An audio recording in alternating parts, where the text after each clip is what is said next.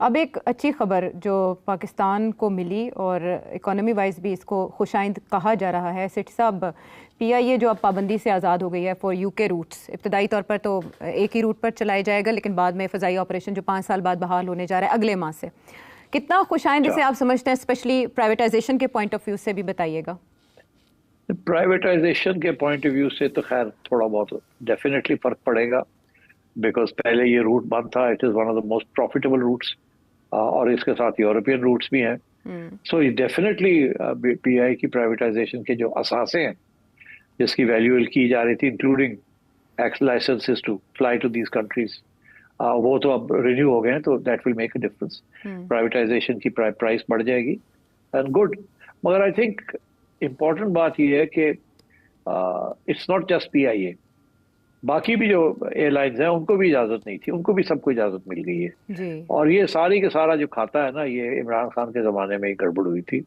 उनके जो एविएशन के मिनिस्टर थे, सरवर साहब थे, गुलाम सरवर जी, गुलाम सरवर साहब निहायत बेवकूफ इंसान, कोई मॉनिटर नहीं कर रहा था। वो अपनी तरफ से बड़ी ड्रामे कर रहे थे कि जी पीआईए का ये हाल है, फलाना है, निगड़ा है, मैं उसको ठीक कर रहा हूँ। आपने पीआईए को क्या ठीक करना था? तो पीआईए को वाड़ देता। मुझे याद आता है कि ये सरवर साहब ने ये बयान जब दिया था तो मैं सोचो में पड़ गया। मैं कह लो जी, पहले इफ्तिखार चौधरी हमें स्टील मिल के ऊपर और रेको डिक के ऊपर मार गया, बेवकूफ, और अब ये एक सर्वर आ गया, इसने हमारी सारा एयरलाइन सेक्टर जो है इसको तबाह करने की कोशिश करे। तो अब इससे बात बता क्या करे? अब क्या इनके खिलाफ कोई कार्रवाई होगी? क्या कार्रवाई होगी? कर गया जो करना था, एक बयान ही होता ना जिसके साथ सारा कुछ उलट जाता है। तो अब शुक्र करें, आप ये पता नहीं कितने साल के बाद, 3-4 साल के बाद जाके ये सहूलत मिली है, जो लकी। मगर अब बात ये है कि जी PIA also has to get its act together ना। पीआईए का सेफ्टी रिकॉर्ड तो ठीक है पीआईए का, it's not so bad. It used to be one of the most safe and secure airlines of the world. मगर दिन ब दिन हालात बदलते रहे। मगर मैं एक बात और कहूंगा, मैं जरूर कहूंगा कि ये जो है ना फलसफा कि सिविलियंस जो है वो पीआईए को सही नहीं चला सके और एयर मार्शल्स और फौजी जो है they can do a better job, that is, ये प्रूफ नहीं हुआ। ये इट्स द सेम, क्योंकि मसला जो है इज नॉट सिविलियन वर्सेस फौजी। मसले जो है वो स्ट्रक्चरल मसले हैं पीआईए के जी। और उसके लिए सबसे बड़ा मसला तो यही है ना कि जहां 5,000 लोग होने चाहिए वहां 15,000 है। तो आप तो अपना सैलरी बिल ही पूरा नहीं कर पा रहे एंड सो ऑन, और इसीलिए आपकी फ्लीट जो है दिन ब दिन कम होती जा रही है, पुराने जहाज होते जा रहे हैं, सीटें आपकी ठीक नहीं है। आप चाहे तो आप अपनी ठीक कर सकते हैं, बट आई थिंक ये, मगर अब it's best to get out of it, because इसको आप ठीक नहीं कर सकते। मुझे याद है गिलानी साहब का वक्त था कि एक प्रपोजल आई थी कि पीआईए और टर्किश एयरलाइंस के साथ कोई राब्ता हो जाए, कि पीआईए के जो ईस्टर्न रूट्स हैं पीआईए उस पर चलाए और जो वेस्टर्न रूट्स हैं वो टर्किश एयरलाइंस के साथ पार्टनरशिप हो जाए। अच्छा। एंड दैट वाज, मैंने वो स्टडी किया था वो पूरी proposal, it was a very good proposal. उसके साथ प्रॉफिटेबिलिटी भी वापस आ जाती, मगर नहीं, वो भी नहीं होने दिया। इतने वेस्टर्न इंटरेस्ट है कि वो होने नहीं देते। ठीक है, लेकिन ये आईएमएफ और ये प्राइवेटाइजेशन इतनी आसान नहीं होगी, ये प्राइवेटाइजेशन इतनी आसान नहीं होगी। देखो ना, 10,000 बंदा निकालना पड़ेगा ना। वो सारे नून लीग और पीपल पार्टी ने भरे हुए हैं, वो पहले एमक्यूएम ने भरे हुए थे, फिर उसके बाद पीपल पार्टी ने भरे हुए हैं। तो क्या कहाँ जाएंगे? आप गोल्डन हैंडशेक जब करने जाते हैं तो पता क्या होता है, कॉम्पिटेंट लोग जो हैं वो गोल्डन हैंडशेक लेके बाहर हो जाते हैं, उनको पता हम कहीं और नौकरी मिल जाएगी जी। और जो इनकॉम्पिटेंट लोग होते हैं वो रह जाते हैं बीच के अंदर, और फिर भर्तियां शुरू हो जाती है, गवर्नमेंट आती है, फिर से सारा सिलसिला शुरू हो जाता है। तो ये this is the old problem.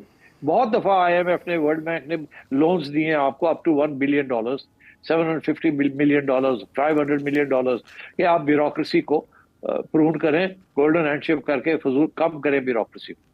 कोई नहीं होती, पैसे भी आ जाते हैं, खर्च भी हो जाते हैं, होता कुछ नहीं। तो पीआईए का भी वही खाता है। ये सारी privatisation of state owned enterprises का यही प्रॉब्लम। अभी तो एक पूरा खाता पड़ा हुआ है स्टेट ओन्ड एंटरप्राइजेस, एसओईज जिसे कहते हैं आप जी, जो कि नियरली 1 ट्रिलियन रुपीस की उनकी लॉसेस हैं, जो कि बर्दाश्त किया जा रहा है। उधर तो सोचते नहीं है कि उनको बंद कर दिया जाए या प्राइवेटाइज कर दिया जाए। नो, तो ये सब ड्रामे हैं, कोई नहीं। No government is focused on these issues unfortunately. ठीक है, लेकिन प्राइवेटाइजेशन ही इसका हल है, उसके लिए भी पुरकशिश पेशकश करनी पड़ेगी इस हुकूमत को। प्राइवेटाइजेशन सिर्फ हल नहीं है आयशा, हल थोड़े से कॉम्प्लिकेटेड रहेंगे। प्राइवेटाइजेशन के साथ भी बड़े प्रॉब्लम्स हो जाते हैं, but you have to have very creative solutions कि अगर प्राइवेटाइजेशन भी होती है, they have to be safeguards to protect the public interest. ये पब्लिक सेक्टर एंटरप्राइजेस क्यों बनाई गई थी? कि पब्लिक को बचाने के लिए, उनके लिए अच्छी सहूलतें हों, सस्ती हों। जब आप प्राइवेटाइजेशन की तरफ जाते हैं तो हर चीज महंगी हो जाती है। तो प्राइवेटाइजेशन तो लॉस नहीं ले सकती ना। और सवाल ये है कि क्या प्राइवेटाइजेशन ज्यादा एफिशिएंट होती है या नहीं। फ्रांस के अंदर ब्यूरोक्रेसी बड़ी एफिशिएंट है, ठीक है। वेस्टर्न कंट्रीज के अंदर ब्यूरोक्रेसी एफिशिएंट है, ईस्टर्न कंट्रीज के अंदर bureaucracy is not efficient, totally corrupt. अब इंडिया में भी प्राइवेटाइज किया गया एयरलाइंस को, तो क्या रिजल्ट निकला? हाँ, वहाँ किया उन्होंने, वहाँ बहुत बड़े बड़े सरमायादार हैं और उनके साथ जो टर्म्स एंड कंडीशंस लगाई गई हैं, दे वर मच बेटर देन जो आपको यहाँ होगा। यहाँ तो वो खुली छुट्टी हो जाएगी, देखिएगा क्या होता है। देने का शुक्रिया। और अब नायब वज़ीर आज़म इसहाक डार साहब की बात करेंगे। वैसे तो वो काबुल के एक दौरे पर हैं, वहाँ एक अहम माहदे पर सैफरी की रेलवे ट्रैक वाले माहदे पर उन्होंने दस्तखत किए हैं और मुबारकबाद दी है उज़्बेकिस्तान और अफ़गानिस्तान की हुकूमतों को भी। लेकिन उनकी जानिब से ऐसे बयानात तवातर से आते रहे हैं सेठ साहब जो ख़ासे अहमियत के हामिल हैं। जैसे उन्होंने अमेरिका के हवाले से कहा कि अगर हमारे अच्छे टर्म्स हैं अमेरिका के साथ, तो इसका ये मतलब नहीं है कि अमेरिका की हर बात मान ली जाए।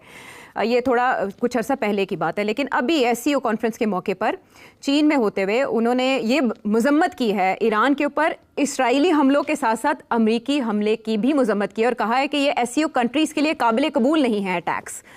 इससे क्या जाहिर होता है? देखिए, it's a fantastic statement, because इस वक्त एक तासुर है कि अमेरिका जो है उसको हम नाराज नहीं कर सकते, और अमेरिका का और भी दबाव है बहुत सारा। तो इस सूरत हाल में डार साहब का ये कहना कि इजराइल को कंडेम करना तो प्रॉब्लम नहीं है, मगर अमेरिकन अटैक ऑन ईरान को कंडेम किया, फैंटास्टिक। आई थिंक दाद देनी चाहिए। This is the sort of independent political stance which is important Pakistan के लिए। मगर अब देखना यह है कि इसका रिएक्शन क्या आता है और उसको कैसे डील करेंगे। बिकॉज देखिए, ये बात आगे बढ़ेगी। पाकिस्तान बड़ी मुश्किल एक जगह पे खड़ा है, एक तरफ अमेरिका, एक तरफ चाइना। पाकिस्तान दिन ब दिन चाइनीज लेड ग्रुप्स के अंदर दाखिल हो रहा है। एससीओ हो गया, ब्रिक्स हो गया, अब सार्क की जगह पे ये लोग सोच रहे हैं कि कुछ और बनाया जाए इंडिया के बगैर, led by China and Pakistan. तो दूसरी तरफ ये है कि सारी तजारत जो है, लेन देन जो है, वो सारी अमेरिका के साथ है और यूरोप के साथ। तो अब ये प्रॉब्लम बना हुआ है, तो वो किसी वक्त भी आपके ऊपर आसमान गिर सकता है फ्रॉम द अदर साइड। इस सूरत हाल में बैलेंसिंग एक्ट करना is going to be very important, how they deal with this situation. और मैं समझता हूँ डार साहब ने ये बड़ी हिम्मत के साथ ये जो बयान आया, कंडेम किया, और बड़ी प्रिंसिपल्ड पोजीशन है ये। मैं उम्मीद रखता हूँ कि इसी किस्म की इंडिपेंडेंट पोजीशंस पाकिस्तान लेगा। ऑल्दो आई नो बहुत मुश्किल हो जाएगा गोइंग फॉरवर्ड, किस तरीके से जगल करना है आपने, क्योंकि डोंट फॉरगेट अमेरिका के साथ सऊदी अरेबिया भी खड़ा है, यूएई भी खड़ा है, कुवैत भी खड़ा है, बहरीन भी खड़ा है। ये सारे वो ममालिक हैं जिनसे आप उधार भी लेते हैं, आप डिपॉजिट्स भी लेते हैं, आप आगे पीछे भी होते हैं। तो इट्स डिफिकल्ट सिचुएशन। बहुत किस्म की क्लेवर फॉरेन पॉलिसी मैनिपुलेशंस और डिविएशंस करनी पड़ेगी। But I think this was a great statement और मैं दाद देता हूँ डार साहब। ये भी एक पॉलिसी का हिस्सा ही हो सकती है कि जब आप अमेरिका में हों और अमेरिकी हुकाम के साथ राब्ते में हो, ऐसे में आपके जो नायब वज़ीर आज़म है वो चाइना में होते हुए एक ऐसा बयान जारी कर दें जो अमेरिका का मुखालिफ है। ये भी पॉलिसी को बैलेंस रखने की कोशिश हो सकती है सेठ साहब? हो सकती है, बिल्कुल हो सकती है।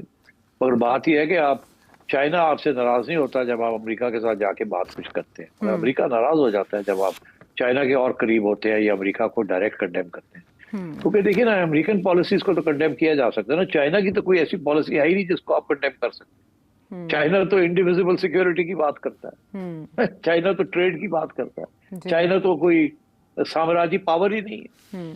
चाइना तो अपने सारे बॉर्डर इश्यूज को सॉल्व करना चाहता है। चाइना तो अपना मिलिट्री पावर कहीं भी प्रोजेक्ट नहीं करता, और चाइना आपके मिलिट्री पावर को सपोर्ट करता है। तो I think as I said, Donald Trump के अगर जो एजेंडे हैं, अगर आप फिट ना आए उसके अंदर, तो ये बंदा किसी वक्त भी फ्लिप कर सकता है। इस वक्त इंडिया को बड़ी तकलीफ हो रही है डोनाल्ड ट्रंप के बयानात से, मगर कल को हमारे खिलाफ भी ये हो सकता है। किसी स्टेज के ऊपर ये कुछ ना कुछ गड़बड़ कर सकता है आपके साथ। So one has to be very careful. ठीक है।